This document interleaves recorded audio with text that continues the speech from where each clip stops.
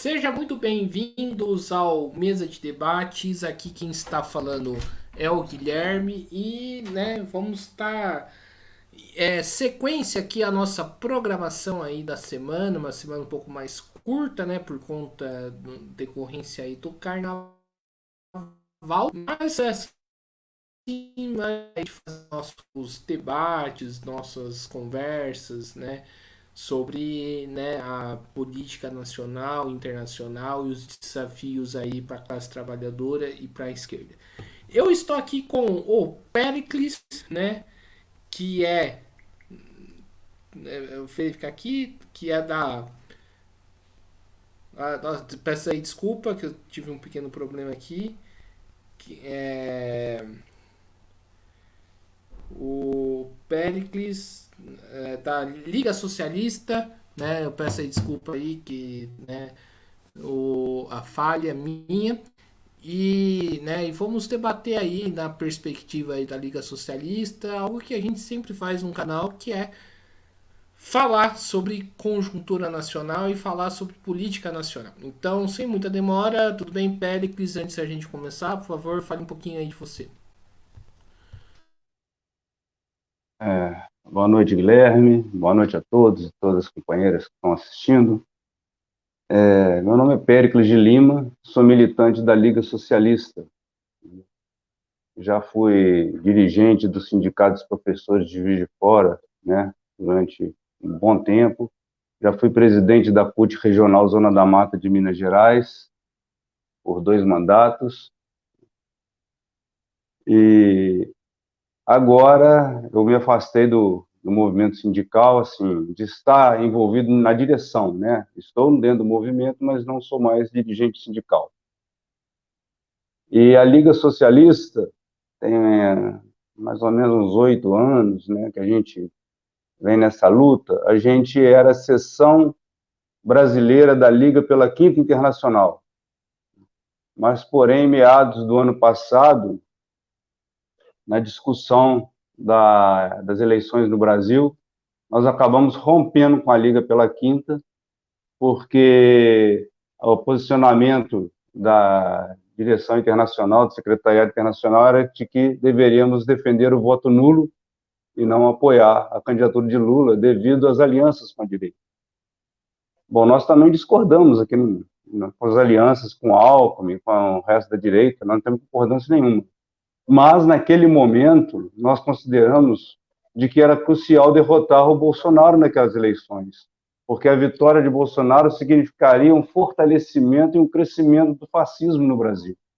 A gente sabe que o fascismo não foi derrotado no processo eleitoral, mas se Bolsonaro tivesse ganho, seria muito mais difícil para a gente enfrentar o fascismo. Por isso que nós decidimos apoiar Lula, um apoio crítico, né, fazendo todas as críticas à aliança com os liberais, mas e nos envolvemos na campanha, assumimos a questão de rompimento, né?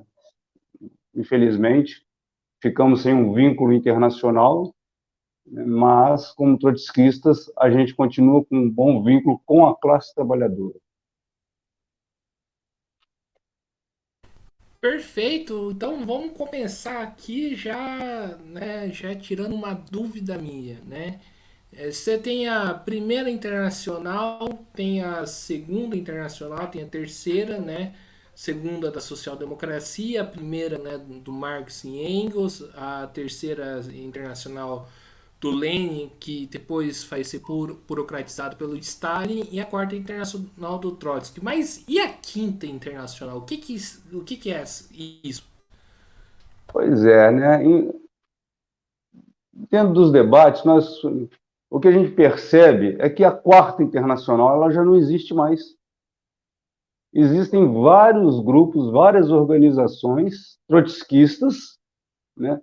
Todas elas se reivindicam da Quarta Internacional, mas, porém, elas não conseguem, em momento nenhum, encontrar um ponto de acordo, né, para juntarem, para unificar a luta da classe trabalhadora no mundo inteiro.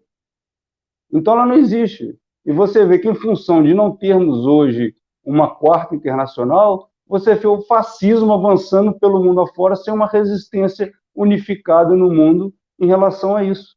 Por quê? Porque não existe uma internacional que unifique essas lutas. E aí surge a Liga pela Quinta, e nós encontramos, né, nos debates aí pela internet, a gente encontra o pessoal da Liga pela Quinta Internacional, que são trotskistas, né, e eles fazem essa discussão, a necessidade de uma nova internacional, que seria a Quinta Internacional. E nós, durante 8 anos aproximadamente, estivemos junto com eles.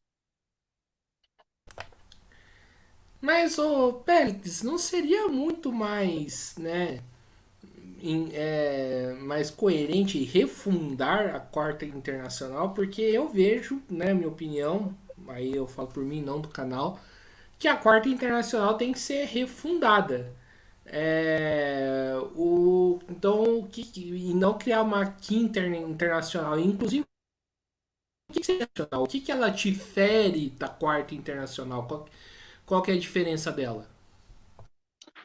O que acontece hoje, o que a gente vê é o seguinte: tem correntes que se dizem que são a Quarta Internacional.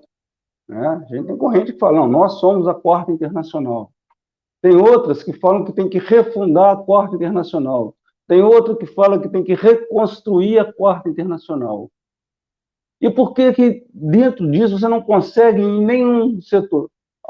Devido a um sectarismo muito grande. A gente depara com sectarismo. E esse sectarismo não ajuda em nada, cara. Não ajuda em nada, né, a classe trabalhadora. Esse sectarismo, infelizmente, né, ele simplesmente mantém a classe trabalhadora sem uma internacional. E nós, durante os debates que nós fizemos, né, apoiados no programa de transição, mas também não usando o programa de transição como se fosse uma Bíblia a ser seguida, né, ao pé da letra, né? Mas, ao mesmo tempo, quando chegou agora nas eleições do Brasil, nós vimos exatamente, né, sendo usado os textos de Trotsky, o programa de transição, como uma Bíblia, tem que ser seguido dessa forma. Os trotskistas genuínos nunca apoiam uma frente ampla, né, a frente popular. Então, por isso, nós devemos votar nulo. Essa seria a decisão. E aí nós, não, que é isso? Esse sectarismo, ainda mais assim, envolvidos dentro da situação do Brasil, né? Fica muito pesado para a gente, porque a gente está vendo o que está acontecendo aqui. Né? A gente sabe que não mudou nada para a classe trabalhadora. O governo Lula, né, não muda as condições de exploração da classe trabalhadora. Inclusive, tem um grande setor liberal dentro do governo. Mas a gente tinha que parar, bloquear Bolsonaro exatamente para evitar um crescimento e um fortalecimento maior ainda do fascismo.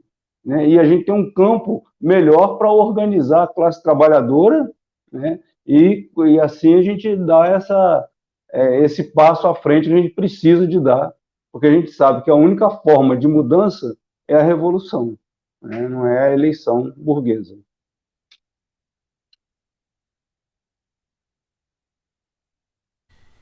Ô, Pérez, ainda nessa questão da Quinta Internacional,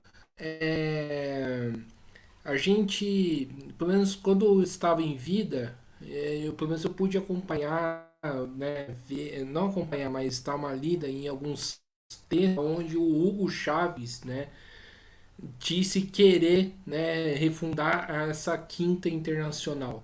É, e como que você vê essa tentativa do Chaves de refundar a Quinta Internacional? Qual que é a diferença da Quinta Internacional que o Chaves acredita e a Quinta Internacional que o Pericles acredita? O problema todo do Chaves é que a Quinta Internacional que ele chamava a fundar, na verdade, era como se fosse quase que uma federação. Seria mais ou menos nos moldes do que foi a Segunda Internacional. Né? E a Segunda Internacional, todos nós vimos, né, quando chegou o momento da guerra, a que serviu a Segunda Internacional, né? Votaram os créditos de guerra, tudo mais, e aí se despencou afora. Então não dava para ser aquela que o Chaves chamava, não dava para ser uma nova internacional. Ela era na reprogramação da Segunda Internacional. e por isso que para nós ela não servia como uma quinta internacional. É diferente quando você propõe uma nova internacional, a gente tem que construir uma nova internacional. Ela não existe uma internacional, sabe? Tem que ser construída. O nome que vai ser, se vai ser quinta internacional ou se vai ser nova internacional, eu acho que a gente não pode nem se prender muito nessa situação. Mas que tem que ser construído, tem. A classe trabalhadora não pode continuar isolada, porque o capitalismo, né, ele não está isolado, ele está agindo arquitetado no mundo inteiro. Você vê que o fascismo ele vem crescendo no mundo inteiro. Você acha que isso é por acaso? Não é por acaso, isso está arquitetado dessa forma. O capitalismo age dessa forma. O fascismo não é diferente do capitalismo, né? O fascismo é apenas um braço do capitalismo. Então, está tudo bem arquitetado. E nós é que estamos, né, a classe trabalhadora ela está deslocada, cada um agindo de uma forma quase que independente de seu país e sem os vínculos necessários. Certo, vamos então continuar aqui a nossa entrevista, né? Falar um pouquinho aí da organização, né? Como surgiu a Liga Socialista, né? E o que é e quais são as intenções políticas dela? Bom, a Liga Socialista ela surgiu, na verdade, ela começa a surgir numa cisão que teve na corrente do trabalho, né?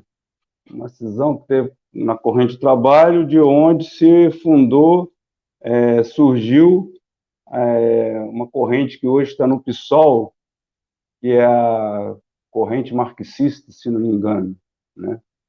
Só que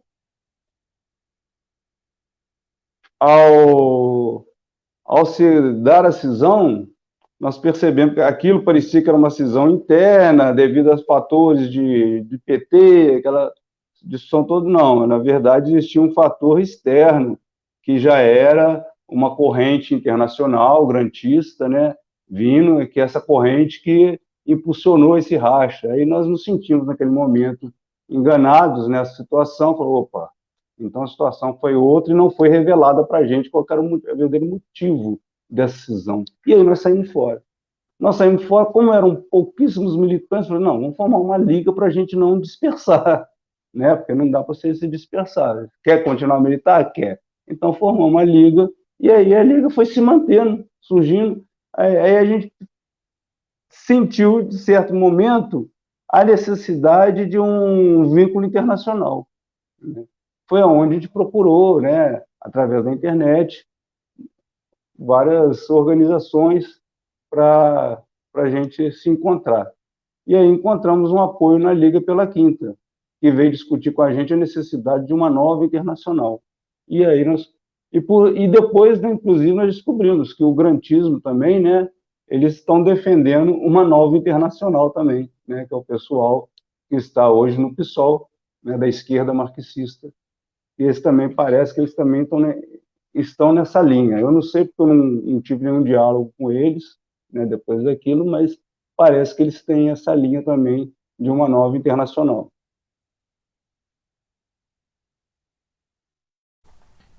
Certo. E falar aqui um pouco, né, de política nacional, né? Fazer uma pergunta, aquela pergunta bem ampla, né? Que dá margem para qualquer resposta. Como que você está vendo o cenário político nacional hoje no Brasil? Não dá para eu fazer uma visão do cenário nacional sem falar do cenário internacional. Para nós isso é impossível, né? E para falar do cenário internacional, a gente tem que começar com a grande crise do capitalismo que se anunciou em 2008. Né? Naquela grande crise que se anunciou em 2008, com quebra de banco, aquela situação toda, né? Principalmente nos Estados Unidos, né? E essa crise ela não foi superada, em momento nenhum se conseguiu superar. E, pelo contrário, em 2020, com a pandemia, ela se agravou ainda mais, né? Se agravou ainda mais e a saída que o capitalismo tem, toda vez que tem uma grande crise e não consegue superar, é a guerra. E a gente vê exatamente hoje, né, além das guerras que foram tendo, né, algumas guerras menores, mas a guerra na Ucrânia é uma guerra para nós, é uma guerra por procuração, impulsionada principalmente pelo imperialismo estadunidense, que através, junto com a OTAN, e impulsionando também o imperialismo europeu a participar, né, eles provocam a Rússia e provocam a guerra, né, da Rússia na Ucrânia,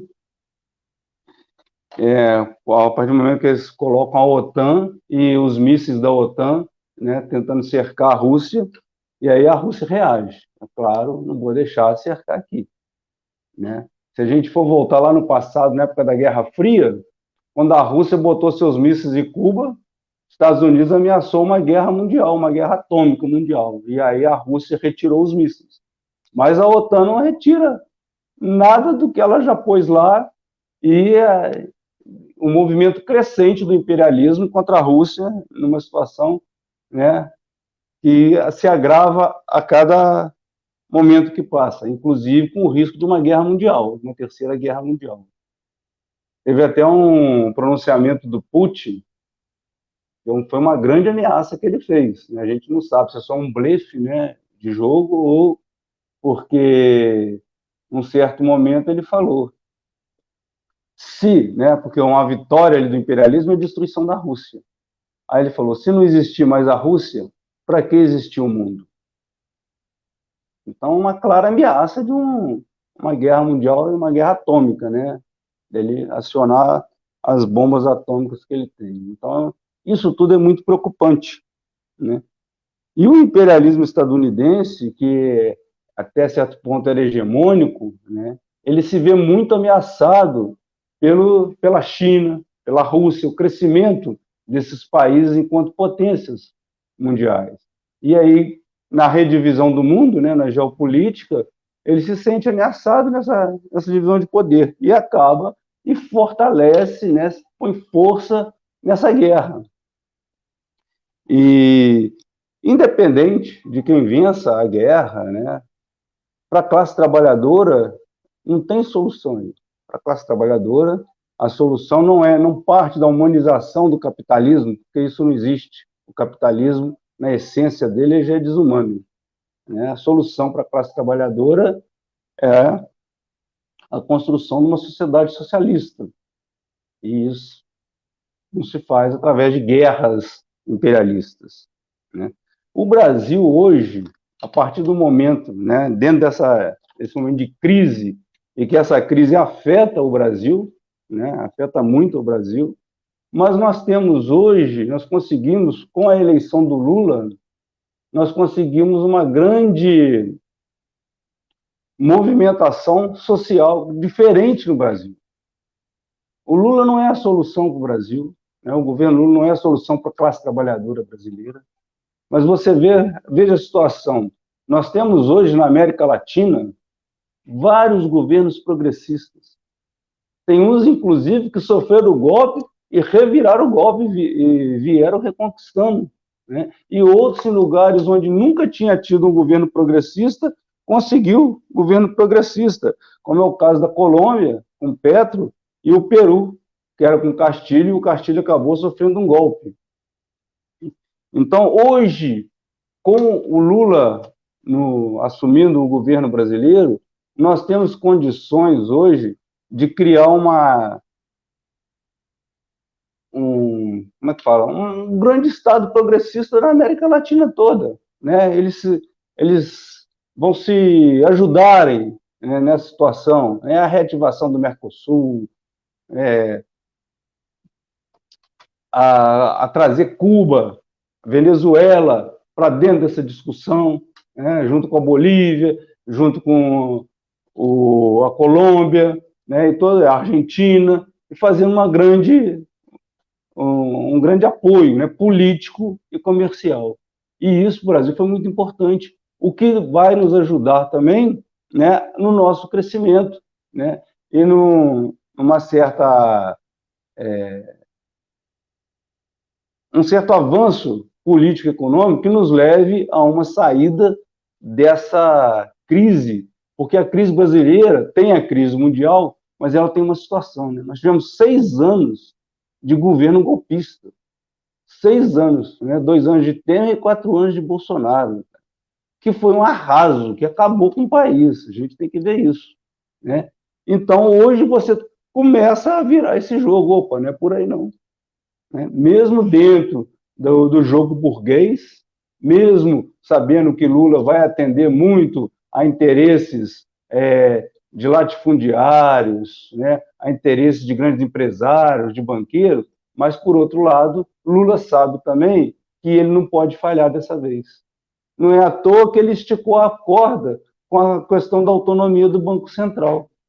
É porque ele sabe que ele não vai poder fazer aquele governo que foi lá de 2002, do Lulinha Paz e Amor, onde ele apazigua a sociedade brasileira, mas a todas as condições, todo o banquete para os capitalistas. Né? Então, ele sabe que muita coisa ele vai ter que tensionar aí. E a classe trabalhadora, nesse momento, ela tem que entender que ela tem que ir para a rua, ela tem que se organizar, tem que se mobilizar, exatamente para conseguir avançar nisso daí. Ou fazer Lula ir além do que ele quer, ou então, quem sabe, num movimento maior, né, tomar as condições desse país.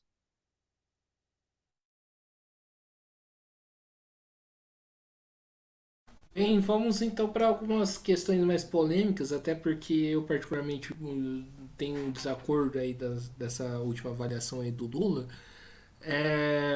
Como então, né, o Lula vai fazer isso se aliando, né, com os setores da direita como Geraldo Alckmin, Rodrigo Pacheco e tudo mais?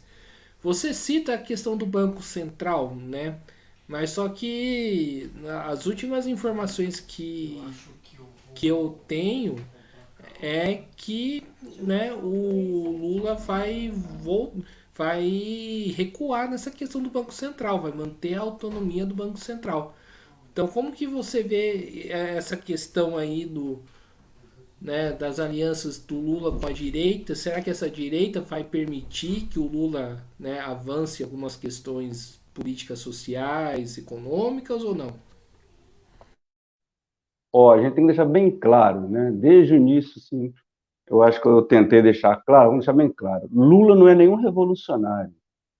Lula é um governo, né, que ele é um governo progressista. O próprio Lula, né, ele se encara nessa posição de progressista. Então, não é um governo, e mesmo se fosse um governo revolucionário, pessoal, a gente não pode achar que é tipo assim, elegemos o governo, agora deixa que o governo vai fazer a parte dele e a gente fica tranquilo aqui, que aí ele vai romper com o Banco Central, ele vai fazer a reforma agrária, ele vai revogar as reformas que o Temer e o Bolsonaro fizeram, ele vai reestatizar, nada disso, nada disso. Por exemplo, quando o Lula estica a corda em relação à autonomia, ele já botou em debate a questão da autonomia do Banco Central. Agora, cabe à classe trabalhadora, né, seus intelectuais, as suas organizações, comprar essa briga. Cabe à CUT, ao PT, ao PSOL, né, ao PCdoB, comprar essa briga. Nós temos que comprar essa briga. A mesma coisa vai ser em relação às outras, o que vai aparecer aí. Né? Quando, por exemplo, o pessoal quiser a revogação da reforma trabalhista, eu não acho que o Lula vai chegar e falar assim, agora vem aqui um projeto para revogar a reforma trabalhista, e vai lá fazer discussão no Congresso para os deputados votarem a favor. Não vai, não vai. Ele mesmo já falou que o negócio é construir uma outra legislação, né? Como? Tripartite, com comissão tripartite, chamando trabalhadores, empresários e o governo. Bom, essa comissão tripartite, para nós, é uma derrota. Porque você vai lá, chama os trabalhadores, quem vai lá, as centrais sindicais. Aí você chama os empresários, quem vai lá, a Fiesp. e você pega, vai o governo. Quem está no governo? Os liberais. Ou seja, com certeza não vão construir uma legislação trabalhista, né? Pode ser até melhor do que está agora, porque agora nós não temos nada, mas não vai ser como o anterior. Então a gente tem que estar com essa disposição de briga para isso. Então a diferença do Lula, em ter o governo Lula ou ter o governo Bolsonaro é essa.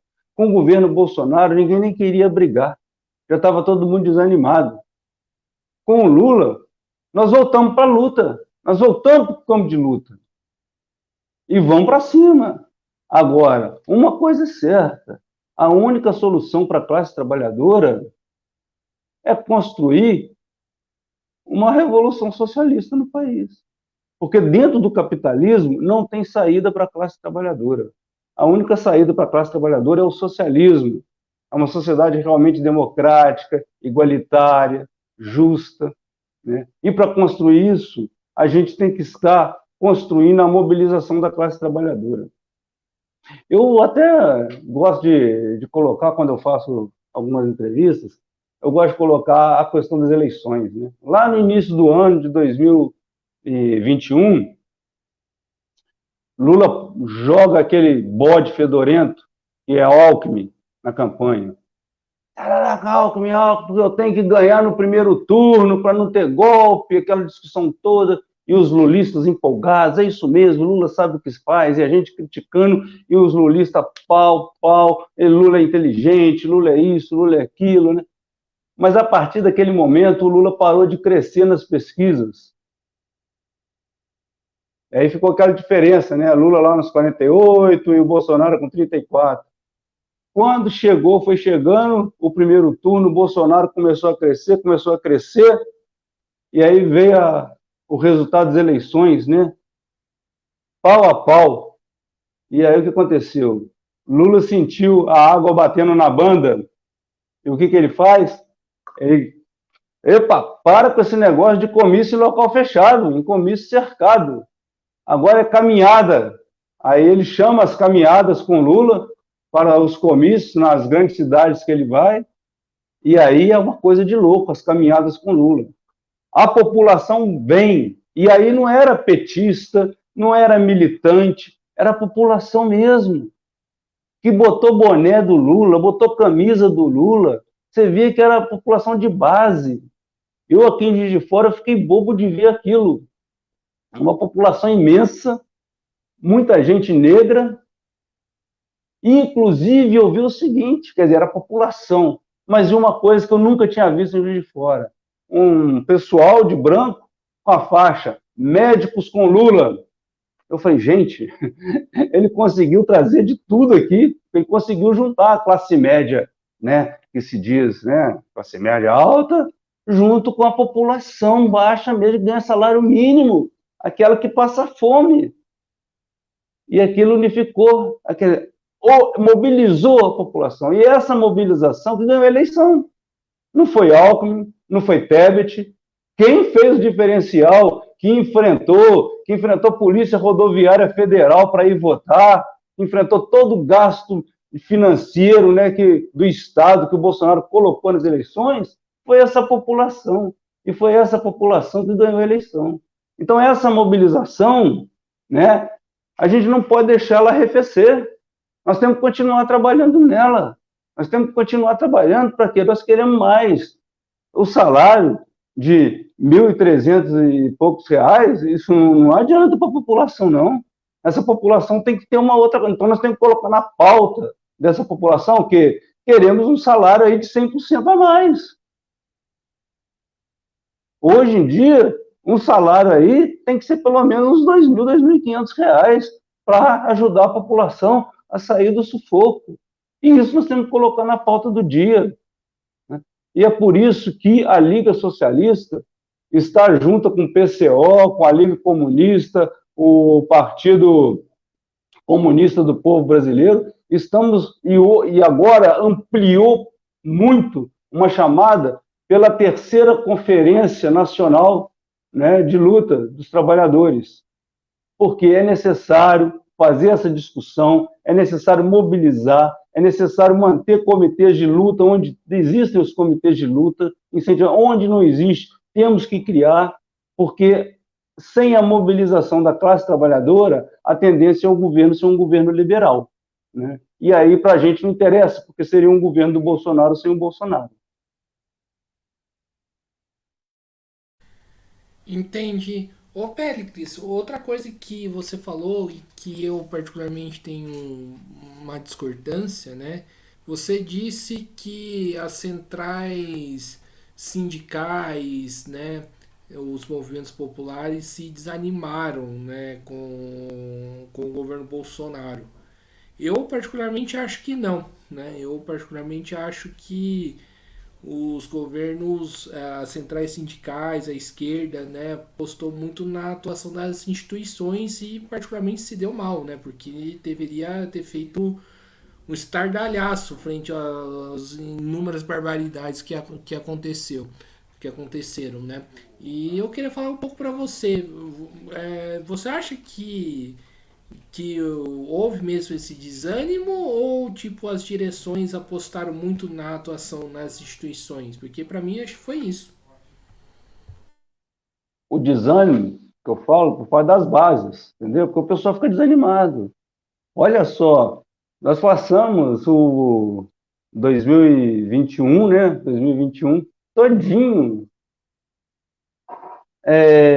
sem. Não, 2021 não. Nós passamos desde o governo Temer até o Bolsonaro sem nenhuma greve geral no país. Nenhuma greve geral. 2021 foram chamados atos fora Bolsonaro que eram de 2 em 2 meses. E quando a gente na rua gritava que tinha que ter mais ato, precisava de organizar mais, fora Bolsonaro, coisa e tal, não houve, né, não houve condições de atropelar as direções, né, não havia mobilização que atropelasse as direções, mas ao mesmo tempo as direções, porque as direções achavam o seguinte: o negócio era só desgastar Bolsonaro e levar para a eleição, né, como se o povo, como se a fome pudesse esperar mais um ano. E a fome não espera mais um ano, né? Muita gente deve ter morrido numa situação dessa, né? A gente vê o caso dos Yanomamis, eles não conseguiram esperar um ano. E tem outras situações aí em comunidades semelhantes aí. Com certeza, se procurar, você vai ver que teve casos de gente que, né, subnutrido, que vieram, acabaram a falecer por causa da subnutrição, da desnutrição que o povo brasileiro tem sofrido, principalmente nas comunidades mais pobres. Então, isso hoje em dia a gente coloca essa questão para as centrais sindicais. A gente tem que cobrar das centrais sindicais, porque o movimento também, não existe aquele movimento que nasce espontaneamente. Ah, nasceu espontaneamente, o pessoal foi chamando no Facebook, todo mundo foi. O pessoal foi chamando no Facebook, meu amigo. Aí nós vimos lá no Fora Dilma o que foi, o que o pessoal chama no Facebook. Não tem nada de chamada no Facebook. Na verdade, o negócio já vem organizado, tem uma organização fazendo aquilo por trás. Uma organização oculta. É assim que se constrói os movimentos. E nós temos que construir os movimentos, né? Nós temos central para isso. Nós temos partidos de esquerda, temos que envolvê-los nessa construção. Temos que envolvê-los. Então, por exemplo, os sindicatos de base têm que começar a fazer campanhas. Nós estamos na época de campanha salarial. Muitas greves vão surgir agora, greves econômicas, né? Você vê agora que até os servidores federais já estão animados, estão começando a ir para as assembleias, que há tempos atrás os servidores federais estavam em desânimo de... Por quê? Né, achava que não tinha condição de ganhar a luta, né? Uma luta que era quase que uma luta em glória. Hoje, opa, não, espera aí. O Lula chamou para negociar, vamos para as assembleias. Aqui em Juiz de Fora teve uma assembleia dos servidores da federal, eles foram para a assembleia, eles apareceram na assembleia. Por quê? Porque muda a situação. Muda a situação, então, com certeza, né, a questão dos professores, a questão do piso, né, já começaram, já estão agitando, já saiu greve no Nordeste, lá numa cidade lá do Nordeste. Por quê? Porque o pessoal quer. O pessoal agora quer, agora é minha vez, agora eu quero reajuste, eu quero aumento. Então, umas são as condições econômicas, as lutas econômicas. Agora, nós temos que aproveitar também e não deixar cair a luta ideológica, né? Porque nessas eleições, a luta ideológica apareceu. E aí nós temos que fortalecer essa luta ideológica. Fortalecer de que forma? Com o marxismo. Aí não adianta, né? É o trabalho versus capital. Nós temos que botar o marxismo nas assembleias também, para levar essa luta ideológica adiante. E aí é função nossa. Função nossa, somos socialistas, quando tivermos uma assembleia, quando tivermos uma luta, tá levando essa discussão para as categorias, entendeu? Nós somos classe, nós não somos essa ou essa ou essa categoria, é o somatório de tudo, nós somos a classe trabalhadora, nós temos a maior força, nós temos condição de mudar isso. E é isso que a gente tem que levar para continuar nessa disputa ideológica também, não ficar só naquela disputa econômica. E o Pérez, então concretamente falando, qual vai ser a posição ou posicionamento aí político da Liga Socialista perante o governo Lula? Vocês vão apoiar, vão fazer oposição? Qual que vai ser o posicionamento aí de vocês? Nós estamos atualmente, esqueci de falar, nós estamos atualmente no comitê de ligação com outras três tendências, né, outras três correntes, e o objetivo é exatamente o quê? Fazer uma fusão para que nasça uma organização maior, né? E o nosso posicionamento hoje é o seguinte, em relação aos golpistas, aos fascistas, a gente defende o governo Lula contra esses setores. Mas a gente vai cobrar, a gente precisa cobrar do governo Lula, entendeu? As reivindicações da classe trabalhadora. Aí essa questão que eu falei do aumento do salário mínimo, né, dos direitos trabalhistas, da revogação das reformas trabalhistas, da reforma da Previdência, da restatização do que foi privatizado, né, da garantia dos direitos democráticos que existem hoje, e ampliação desses direitos, como, por exemplo, direito de greve. Você sabe que hoje em dia no Brasil a gente não tem mais direito de greve.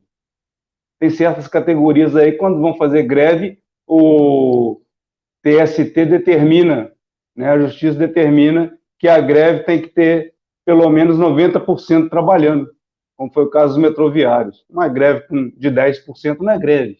Então, tem que se garantir o direito de greve, né? Tem que voltar a garantir isso daí. E tem outros direitos também que foram atacados e que a gente vai ter que reconquistá-los, né? E isso daí nós estamos a cobrar de quem? É do governo.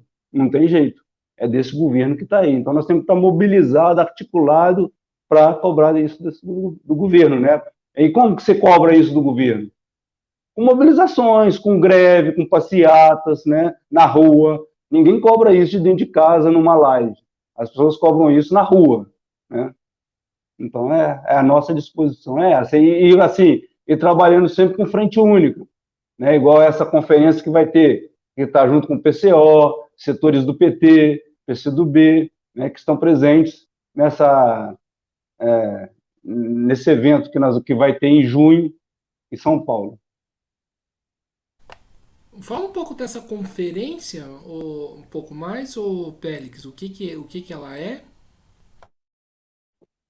Essa conferência é o seguinte, é a terceira conferência dos comitês de luta, né? Exatamente sendo chamado e procurando cada vez mais pessoas que, né, e organizações e pessoas que são lideranças, como deputados, assim, para fortalecer os chamados de conferência. É exatamente para quê? Para fazer discussão política, né, a estar articulando a mobilização dos trabalhadores por todo o país, né, e construir um movimento de luta articulado no país inteiro. E que isso resulte, mais à frente, num congresso popular, um congresso do povo brasileiro, exatamente para estar empurrando o governo a ir mais além do que ele pretende, né, e forçando a luta pelo socialismo no país. Tá certo. O Pélix, juntando aí duas falas aí que você fez aí durante a live, né? A primeira aí no começo da live, onde você fala, e aí dessa vez eu concordo com você, que a extrema-direita ela não foi derrotada. Vídeo aí o que aconteceu aí no dia 8 de janeiro, né?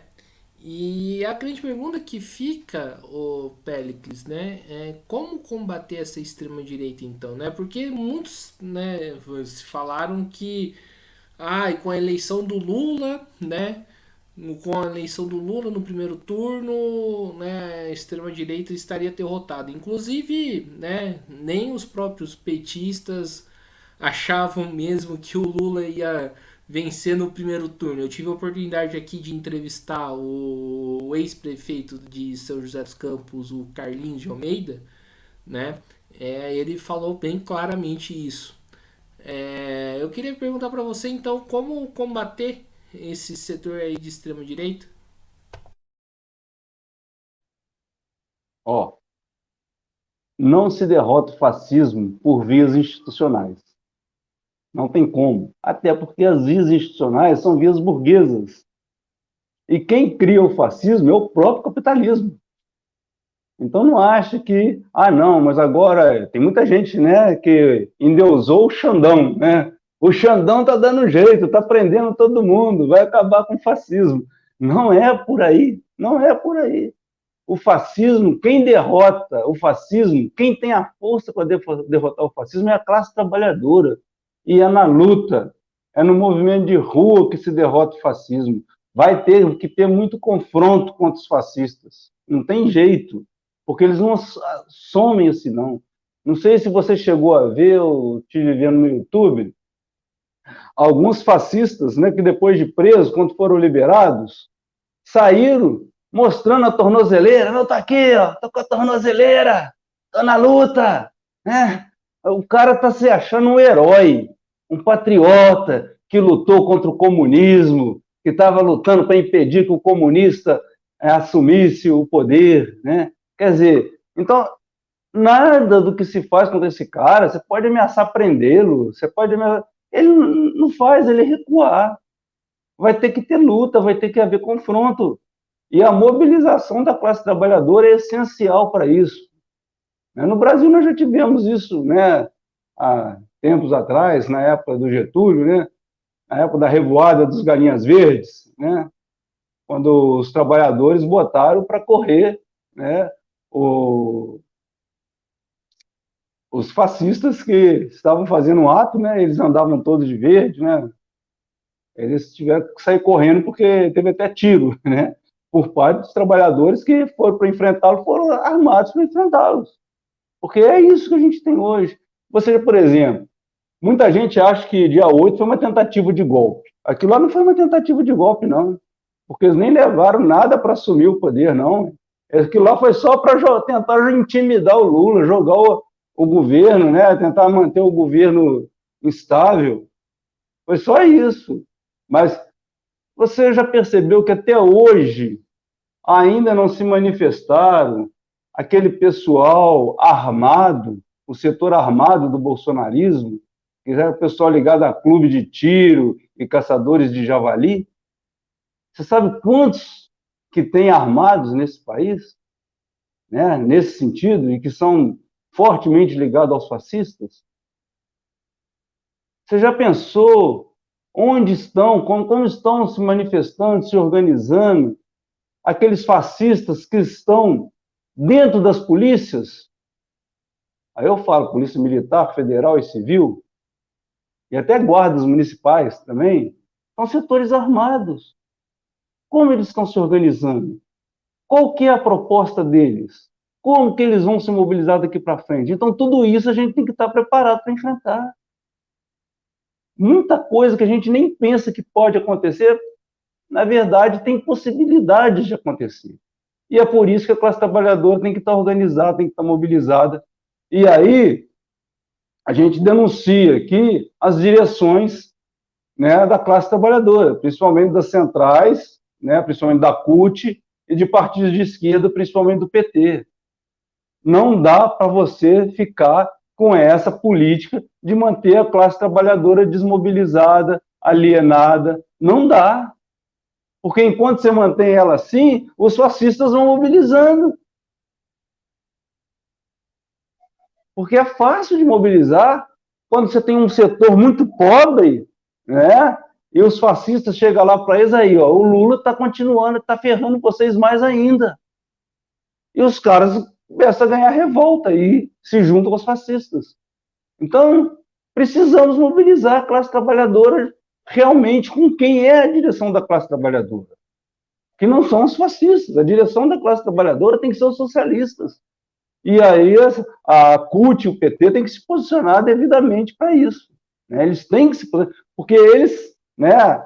Eu sou cutista, né? Eu não sou petista, mas sou cutista. Né? Já militei muito no PT, mas eu sou cutista. E a direção da CUT, infelizmente, ela não faz esse trabalho, pelo contrário. Né? A burocracia cutista ela é muito forte, mas ela não tem agilidade, ela é lenta, ela procura se manter, né? Então está na hora de mudar isso. A conjuntura em que a gente vive é conjuntura de guerra, né? Não guerra imperialista, mas uma guerra da classe trabalhadora, a guerra contra os patrões, a guerra contra o capitalismo. E nós temos que estar preparados para essa guerra.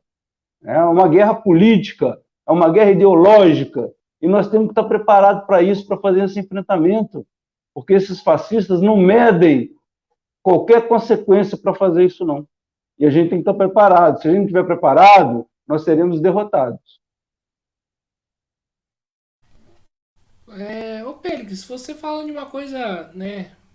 Inclusive, antes de eu fazer a pergunta, eu particularmente concordo, não, eu ainda não acho que houve, eu tenho dúvidas, né, em relação ao que aconteceu do 8 de janeiro, né, porque se foi uma tentativa de golpe mesmo, foi uma tentativa de golpe bastante aventureira, bastante deslocada, em todos os termos possíveis. Mas mudando de assunto, falar aqui um pouco do STF, né, que você citou aí o Xandão, e que muita esquerda, né, tem ilusões aí no Alexandre de Moraes. Eu queria que você comentasse um pouco isso, né? Porque o Alexandre de Moraes é o cara que na época que ele era, né, secretário de segurança aí do Geraldo Alckmin só voltou a declarar guerra contra os estudantes secundaristas que ocuparam escola. Então, da onde vem essa ilusão a respeito aí de um cara tão direitoso como que é o Alexandre de Moraes? O Alexandre de Moraes, né, você lembrou bem, né, na época da greve dos secundaristas, né, a polícia foi extremamente violenta, invadiu escolas, bateu nos estudantes, prendeu estudantes, né, a mando dele. Ele era secretário de, do Alckmin, né, então o Alckmin e ele têm grande peso em toda aquela repressão. E outra, quem indicou Alexandre de Moraes para o Supremo foi o Temer, o golpista. E por que ter essa ilusão no Alexandre de Moraes? Ah, porque é ele que está fazendo a repressão aos fascistas. É ele que está. Mas essa mesma repressão que ele faz aos fascistas, né, usando inclusive as mesmas jurisprudências que ele está criando, ele pode usar contra nós socialistas, contra os sindicalistas, contra o movimento sindical em geral. Isso é verdade. Então a gente tem que tomar cuidado, não pode ainda usar esse pessoal, não. Esse pessoal é perigoso demais. Eles fazem parte do aparato repressivo do Estado burguês. Nada mais do que isso. Então não dá para ficar endeusando, sabe? É um erro que a esquerda faz, setores da esquerda, né? Setores da esquerda fazem de endeusar Alexandre de Moraes e botar toda a credibilidade no Supremo. Não deixa que as instituições resolvem. Não é por aí também, não. Certo. E vamos dar continuidade aqui à nossa entrevista, né? Caminhando aqui mais para o final dela. Uma coisa que a esquerda debate bastante é a chamada pauta contra as opressões, né? Contra a homofobia, né? As suas diferentes versões, o machismo, o racismo, né, o capacitismo, como que a Liga Socialista vê essas questões, né, essas pautas, né? Qual que é a importância dessas pautas aí para vocês? Ó, o identitarismo, você não pode afastar, falar assim, não, isso não existe. Existe. O movimento identitarista cresceu, está grande no mundo inteiro e no Brasil também está avançando. É até necessário, nós consideramos, né, é necessário, porque certas questões como das mulheres, né, a violência contra as mulheres, os negros, né, o que acontece, por exemplo, você vê o que acontece numa favela quando a polícia chega, cara, é genocídio, cara, é genocídio. E a maioria que morre é negro. Então tem que ter essas pautas. Agora, eu só discordo, nós só discordamos, quando essa pauta ela é totalmente separada da questão classista. Não dá para separar da questão classista, porque aí você vai para uma vertente, quando você vê, você está fechando junto com pessoa, com setores da burguesia. E aí não dá, cara. Então, não. Defendemos questões das mulheres, sim. A mulher trabalhadora. Do negro trabalhador. Entendeu? Questão indígena, né? Sim, mas no foco da visão da classe trabalhadora. Porque em todos os setores vão ter setores ligados à burguesia. E aí você vai fechar? Ah, não, é porque é causa das mulheres, né? Então, contra o machismo, eu estou fechando aqui com a Michele Bolsonaro nessa discussão. Olha, não tem jeito, cara. Não tem jeito. Porque esse pessoal no poder, eles são machistas, eles reproduzem o machismo. Né? Ou então, com o negro, e aí você vai, certo momento, você fecha com setores que reprimem os próprios negros. Mas como? Então você tem que separar, tem que saber separar a situação. Então, para nós, todas as causas identitárias são corretas, né, são necessárias, mas com viés classista. Não dá para separar, não dá para colocar ela separada do classismo, não. Senão a gente acaba entrando num campo em que a gente vai se afundar e ali não tem a saída principal, porque a saída, a verdadeira saída, né, a luta da classe trabalhadora é pelo socialismo. E não vai ser essa saída que vai encontrar em determinados pontos se você não colocar a questão classista. Maravilha! Então, né, Péricles e todos os ouvintes que estão nos acompanhando ou que vão assistir esse vídeo ainda, antes de da gente encerrar, né, essa live, quero aqui, né, tomar um tempinho dela para falar da questão, né, do litoral norte, né, do estado de São Paulo, que está sofrendo aí, né, com as chuvas, com os deslizamentos, a situação aí está bastante complicada, né? A gente vira e mexe e recebe fotos de como está, por exemplo, São Sebastião, né? É uma situação bastante triste. E o Mesa de Debates, né, tomou a iniciativa aí de divulgar alguns PICs, né, de organizações de esquerda, independente aí do seu viés político ideológico, né, que estão aí fazendo, né, o necessário aí para poder e o mínimo, né, para poder agir em frente a essa tragédia. E o primeiro Pix aí que o Mesa de Debate está divulgando, né, é o Pix do Sindicato dos Metalúrgicos de São José dos Campos, ligado aí a SP Condutas, né? O Pix é um CNPJ, né? O CNPJ do sindicato, né? 60 208 634 mil invertido, né? 001 barra 66, sindicato aí dos metalúrgicos, né? Que está aí organizando uma campanha de solidariedade, e ao que indica aí o pessoal já foi até lá no litoral entregar comida, água, né, ajudar a quem precisa.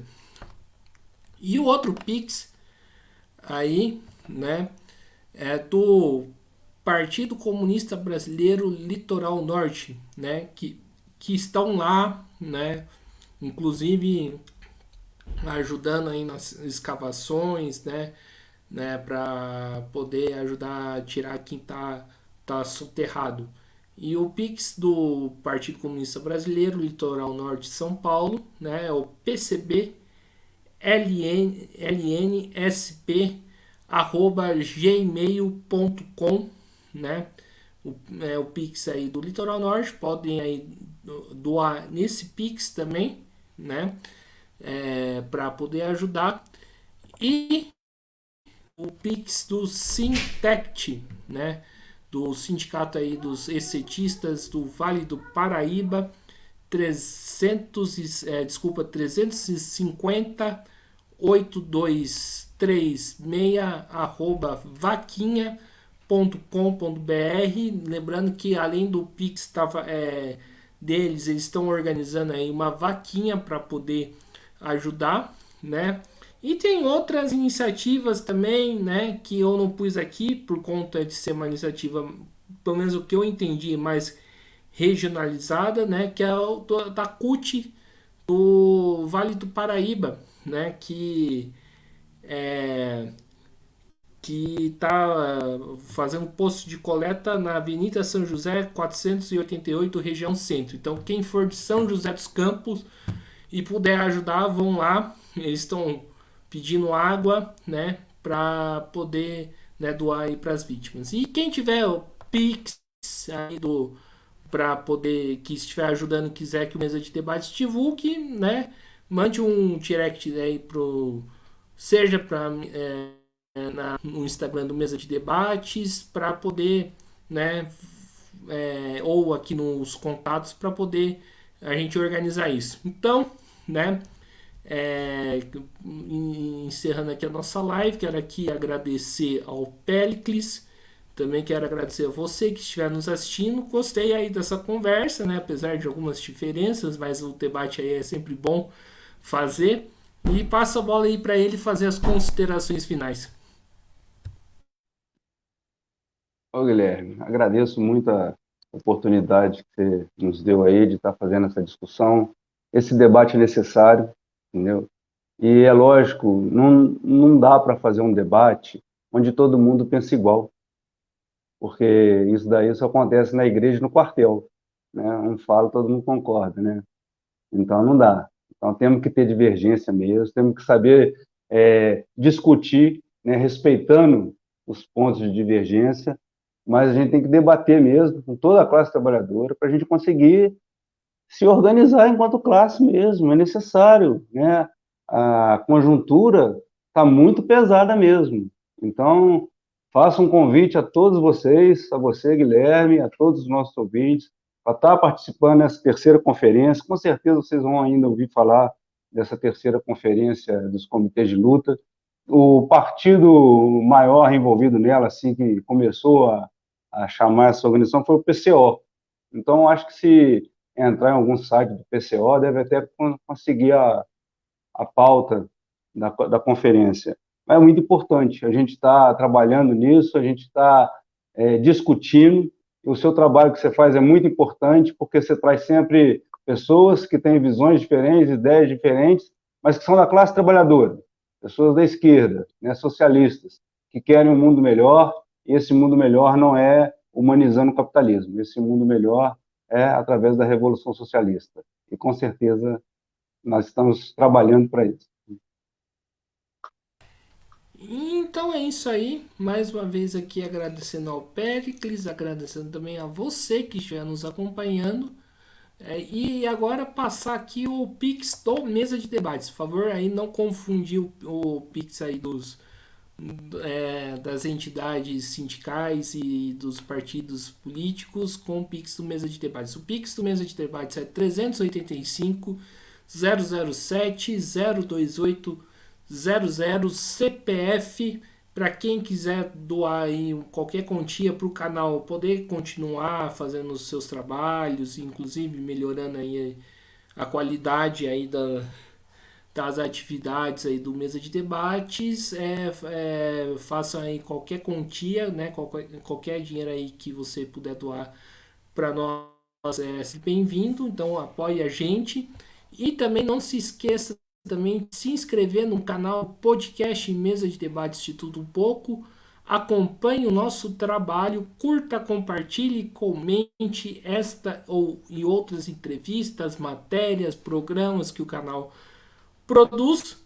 E, né, siga a gente no Instagram, onde que nós temos aí materiais próprios aí pro Instagram. E também, né, curta a nossa página do Facebook, podcast Mesa de Debates de Tudo Um Pouco. Então é isso aí, pessoal. Daqui a pouquinho teremos um curso de formação marxista, onde quem vai estar na linha de frente vai ser o Ulisses e o convidado vai ser o Ivo Tonetti. Então, um forte abraço aí a todo mundo e fui!